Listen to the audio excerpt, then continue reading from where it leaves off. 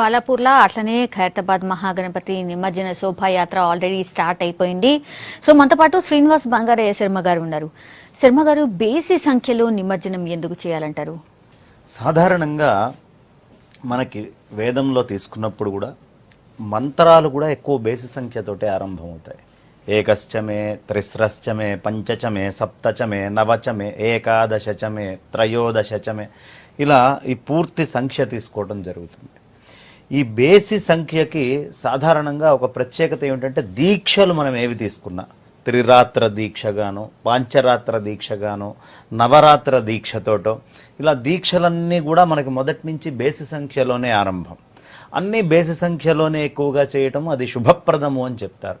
ఎందుకు అంటే 27 నక్షత్రాలని మనం విభజన చేసుకుంటూ వెళ్తే 3గా విభజన చేస్తే 9, 9గా విభజన చేస్తే 3, ఇలా 27 సంఖ్య నక్షత్రాల మీదే ఈ మొత్తం కాలమంతా ఆధారపడి ఉంది.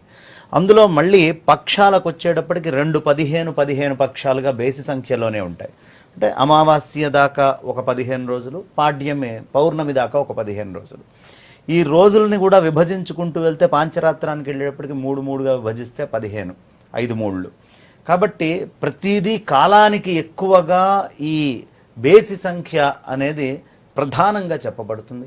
బేసి సంఖ్యలో గనక మనం ఆచరించినట్లయితే అతి వేగంగా ఏ పరమాత్మ శక్తి అయినా, ఒక్క గణపతికనే కాదు, ఏ భగవంతుడికి మనం చేసినా కూడా అది బేసి సంఖ్యే ఎక్కువ మటుకు ఆధారం అయి ఉంటుంది. మనకి మంగళసూత్రం కట్టాలన్నా కూడా 3 ముళ్ళు, ఎక్కువ 3 సంఖ్యతోటి అక్కడ గమనార్హమైనటువంటి విషయం. అడుగులు వేయాల్సి వస్తే ఇదిగో సప్తపది 7 అడుగులు వేయండి. అంతా కూడా బేసి సంఖ్యలోనే ఎక్కువ మటుకు ఆ పరమాత్మ శక్తిని దర్శించటము అనేది మనకి సనాతనంగా వస్తూ ఉంది. ఆ సంఖ్యకి ఈ జీవుడికి ఎక్కడా లేనటువంటి అవినాభావ సంబంధాలు కనిపిస్తాయి. అందుకనే వేద మంత్రాలు చెప్పేటప్పుడు కానీ అన్ని చోట్ల కూడా బేసి సంఖ్యకు అంత ప్రాధాన్యత ఇస్తారు.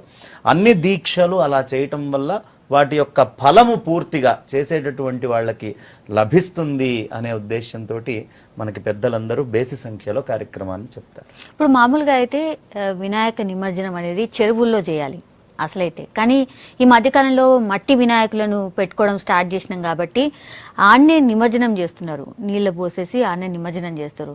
సో శాస్త్ర ప్రకారం ఇది కరెక్టేనా? తప్పేమీ లేదమ్మా. అది తులసి చెట్టు దగ్గర కూడా పెట్టి నిత్యము నీళ్లు పోస్తూ చేసేటటువంటి సంప్రదాయం ఉంది. ఇప్పుడు మనం గణపతి పూజ చేస్తాం, లేదు గౌరమ్మకి పూజ చేస్తాం. ఈ పసుపుతోటి చేసేటటువంటి గౌరమ్మ కొంతమంది ఆడవాళ్ళు స్నానానికి వాడుకుంటారు, లేకపోతే తీసుకొని వెళ్ళి తులసి దగ్గర పెట్టి రోజు నీళ్లు పోసి అక్కడే, అంటే ఆ తత్వము నీళ్లతో మట్టిలో కలిసిపోవాలి. నీళ్లు మట్టి 2 సమన్వయమైతూ కలిసిపోవాలన్నమాట. అందుకని ప్రధానంగా అయితే శ్రద్ధగా తీసుకొని వెళ్ళి నదుల్లో, చెరువుల్లో కలపడము అనేది చాలా సంప్రదాయం. మీరు వినాయకుడిని తీసుకొచ్చి తులసిలో పెట్టినా ఖచ్చితంగా పూజ చేసిన పత్రి మాత్రం చెరువులో వేయాలి.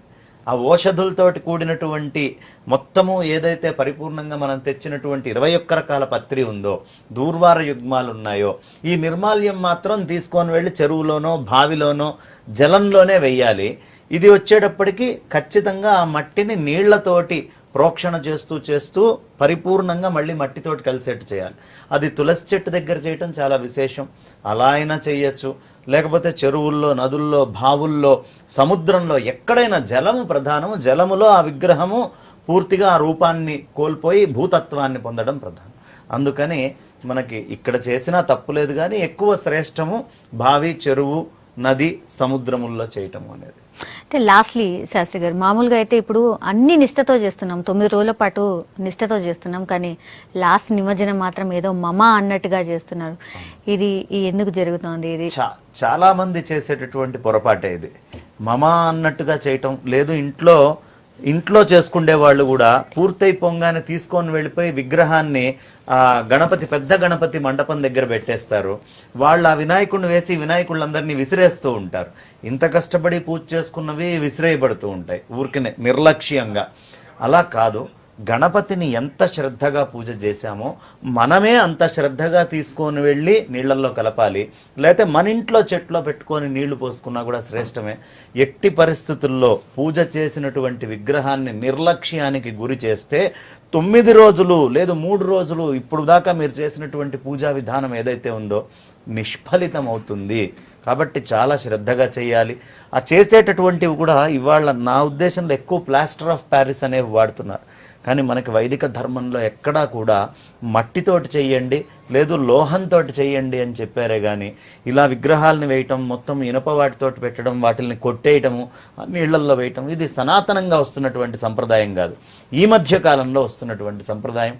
కాబట్టి ఆ విగ్రహాలని మాత్రం మనం చాలా గౌరవంగా, చాలా శ్రద్ధతో, భక్తితో, ఎంత ఆర్తితోటి పూజ చేసుకున్నామో అంతే ఆర్తితోటి స్వామిని తీసుకొని వెళ్ళి తపనతో, అయ్యా 9 రోజులు మాతో పాటు ఉన్నావు, సమస్తమైన శుభాలు మాకు ఇచ్చావు, ఈ రూపాన్ని నేను తీసుకొని వెళ్ళి మళ్ళీ యథాస్థానంలో పెడుతున్నాను, దాని అర్థం అది కాదయ్యా, నిరంతరము నీలో తత్వం నా లోపల ఉండాలి, మళ్ళీ వచ్చే సంవత్సరం దాకా కూడా ఆ తత్వం నాకు గుర్తయి ఉండాలి, నా లోపల ఉండే సమస్తమైన యోగశక్తులు భౌతికమైనటువంటి నా పుత్రులకు కానీ నా కుటుంబానికి కానీ వచ్చే ఇబ్బందులు అన్నిటినీ కూడా కాపాడుతూ అనే ఉండాలి అనే తపనతోటి తీసుకొని వెళ్ళి స్వామివారిని నీళ్లలో కలపాలి తప్ప ఏదో పడేసాం విసిరేసాం అన్నట్టుగా మనం చేయకుండా ఉంటే మంచిది.